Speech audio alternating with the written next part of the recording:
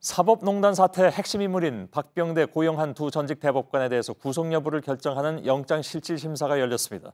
영장이 발부될지 여부는 오늘 밤 늦게나 내일 새벽쯤에 결정될 것으로 보입니다. 먼저 법원을 연결하고 두 사람이 대기 중인 서울구치소 상황도 알아보겠습니다.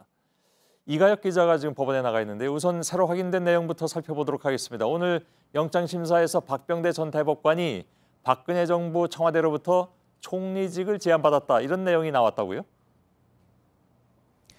그렇습니다. 검찰이 지난달 말에 이병기 전 대통령 비서실장을 비공개로 불러 조사하는 과정에서 새롭게 확인한 내용입니다. 지난 2015년 4월에 이 전 비서실장과 박병대 전 대법관이 만난 자리에서 이 전 실장이 이완구 당시 국무총리 후임으로 국무총리직을 박 전 대법관에게 제안했다는 겁니다. 예. 검찰은 오늘 이 내용을 영장심사 법정에서 공개했습니다. 두 사람이 강제징용 소송 지연을 논의하기 위해서 만났고 이런 제안까지 오갔다는 겁니다. 검찰은 법원 행정처와 청와대가 재판 개입을 서로 논의하는 것에서 더 나아가서 이런 총리직 제안까지 오갈 정도로 아주 깊은 유착 관계가 있었다, 이렇게 주장했습니다. 예, 그러면 박 전 대법관 측은 여기에 대해서 혹시 뭐라고 얘기를 했습니까? 네, 총리직을 제안받은 사실 자체는 인정한 것으로 파악됐습니다. 그러나 행정부로 가는 것이 적절치 않다고 판단해서 그 제안을 거절했다, 이렇게 오늘 법정에서 밝혔습니다. 또 이 전 실장과의 만남 자체는 인정을 했지만 그 자리가 강제징용 소송을 지연시키는 그런 논의가 있었던 자리는 아니라는 주장을 펼쳤습니다. 예, 오늘 영장심사는 꽤 오래 진행된 것으로 알고 있습니다. 검찰이 수백 쪽의 프레젠테이션 자료까지 동원했다면서요? 네, 오늘 오전 10시 30분부터 각각 다른 법정에서 영장심사가 진행됐습니다. 두 전직 대법관들의 혐의가 워낙 많다 보니까 박 전 대법관의 경우에는 5시간 정도, 그리고 고 전 대법관에 대해서는 3시간 30분 정도 걸렸습니다. 특히 검찰은 구속 필요성을 주장하기 위해서 혐의를 정리한 프레젠테이션까지 준비를 했는데 박 전 대법관은 350쪽, 고 전 대법관은 250쪽 정도나 되는 슬라이드까지 검찰이 준비한 것으로 전해집니다. 예. 두 전 대법관은 그야말로 법률 전문가들 아니겠습니까? 어떻게 방어를 했다고 합니까? 네, 박병대 전 대법관 측 변호인은 주된 혐의인 직권남용 권리행사 방해, 이 혐의에 대해서 행정처 심의관들은 직무상 권리라는 게 없기 때문에 방해를 할 권리가 없고 그래서 이 혐의 자체가 성립하지 않는다, 이렇게 주장한 것으로 전해집니다. 또 특정 판사들에 대해서 부당하게 인사 불이익을 주었다는 혐의에 대해서는 그렇게까지 하라고 한 것은 아니었는데 실무진들이 과잉 충성한 것이다, 이렇게 반박했다고 전해집니다. 고영한 전 대법관의 경우에는 청와대를 상대로 한 어떤 재판거래 혐의 자체가 없고 또 다른 피의자들에 비해서 범죄 사실 정도가 적고 또 혐의 수준도 매우 낮다, 이런 취지로 검찰의 구속 필요성 주장을 반박한 것으로 전해집니다. 예, 알겠습니다. 법원에서 이가혁 기자였습니다. 두 전직 대법관은 현재 서울구치소에서 영장심사 결과를 기다리고 있습니다. 구속의 갈림길에 선 대법관 출신이 구치소에서 대기하는 것도 사실 처음 있는 일이죠. 서울구치소에 한민영 기자가 나가 있습니다. 연결하겠습니다. 자, 한 기자, 두 사람이 지금 독방에서 대기를 하고 있다고요? 네, 그렇습니다. 고영한 전 대법관은 오후 2시쯤, 박병대 전 대법관은 3시 20분쯤 심사를 마치고 법원에서 나왔습니다. 그리고는 바로 이곳으로 이동을 해서 현재까지 대기 중인데요. 이렇게 한번 구치소로 옮겨지면 흉기를 가지고 있는지 등을 확인하기 위해서 일단 옷을 한번 갈아입습니다. 아직 영장이 발부된 게 아니기 때문에 수의가 아닌 운동복 같은 옷을 입는데요. 두 전직 대법관 역시 운동복으로 갈아입고 각자의 독방에서 현재 자신의 심사 결과를 기다리고 있는 것으로 파악됐습니다. 예, 영장심사 결과를 기다리는 장소는 저희들이 그동안에 몇 번 이제 전해드려서 많이들 아시겠습니다만은 법원이 정하게 되어 있습니다. 수사를 했던 검찰청에서 대기하는 경우도 있죠. 또 구치소로 가는 경우도 있고 이번엔 구치소로 결정을 했군요. 네, 이게 대형 사건을 한번 예로 들어보면요. 박근혜 전 대통령의 경우 검사실에서 대기를 했었고요. 이명박 전 대통령의 경우 영장심사 자체를 포기했었기 때문에 자신의 집에서 기다린 바 있습니다. 어디서 기다리게 될지는 법원이 최종적으로 결정을 하는데 통상 검찰이 요청한 곳으로 지정되고는 해서 이번에도 이런 절차를 거쳐서 구치소로 결정이 됐습니다. 예, 두 사람 모두 지금 사법농단 의혹으로 조사를 받았는데 같은 곳에 있어서는 원래는 안 된다고 하는데 다만 지금 방이 서로 다르기 때문에 괜찮다라는 것이 구치소 입장일 것 같은데 어떻습니까?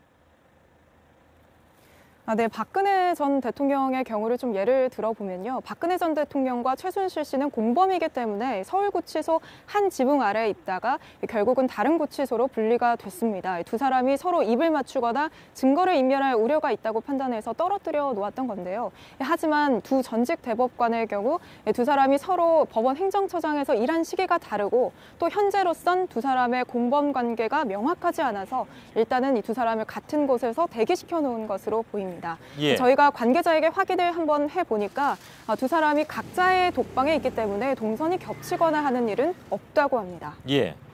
자, 이제 그 구치소에 그냥 남을지 아니면 집으로 돌아갈지는 오늘 밤이나 내일 새벽에는 결정이 나게 되었군요.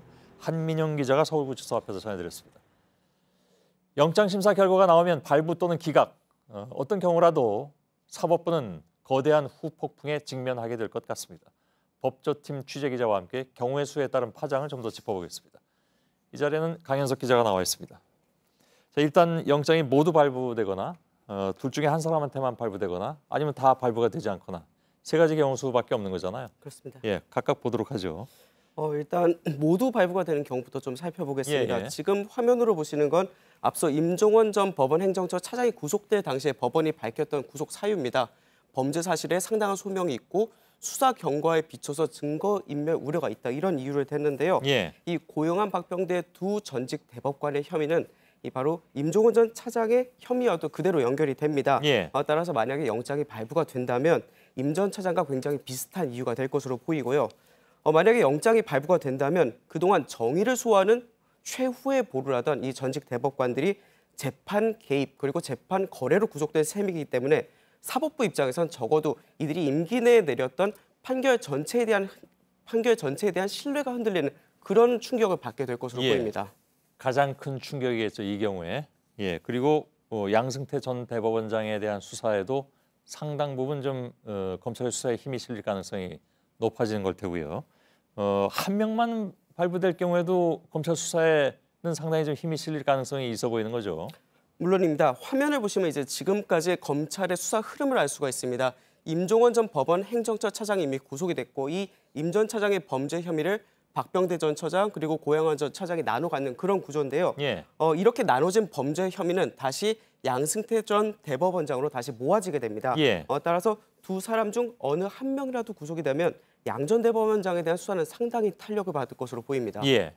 자, 그러면 이제 마지막 경우의 수, 두 사람 다 모두 기각될 경우에 어떻게 될까요?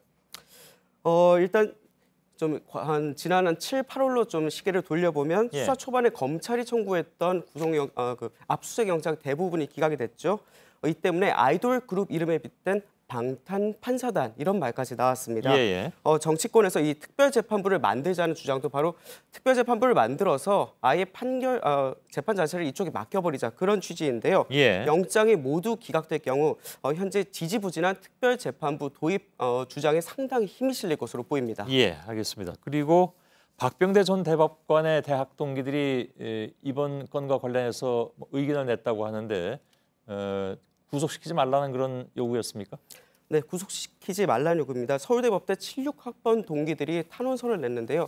이 중에서 좀 살펴볼 인물이 바로 그 대한변협의 김현 회장입니다. 예. 그런데 앞서 김 회장은 지난 8월 17일에 그 변호사들의 2천여 명 서명을 받아서 사법농단을 규탄을 했었는데요. 예. 당시 집회 현장에 직접 나와서 강제징용 재판까지 거래의 대상으로 삼았다면 천인 공로할 일이다. 이런 입장을 직접 밝혔습니다. 예. 그런데 박병대 전 대법관의 핵심 혐의가 바로 강제징용 재판 지연에 개입했다 이런 혐의죠. 그렇죠. 이에 대해서 대한변협 측은 이 탄원서 내용이 변협의 공식 입장은 아니다 이렇게 말했습니다. 곤혹스러운 부분이 있는 모양이죠. 알겠습니다. 강현석 기자였습니다.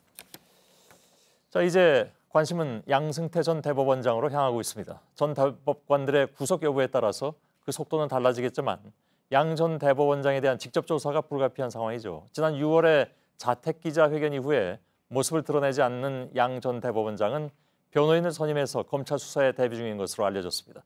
여성국 기자의 보도입니다. 검찰은 강제징용 재판의 지연과 판사 블랙리스트 등 여러 의혹의 정점에 양승태 전 대법원장이 있다고 보고 있습니다. 하지만 의혹을 모두 부인한 양 전 대법원장은 최근 6개월간 외부의 모습을 드러내지 않았습니다. 대법원의 재판이나 하급심의 재판이나 간에 부당하게 간섭 관여한 바가 결단코 없습니다. 양 전 대법원장은 지인의 집에 머물며 경기도 성남 자택에는 거의 오지 않는 걸로 전해졌습니다.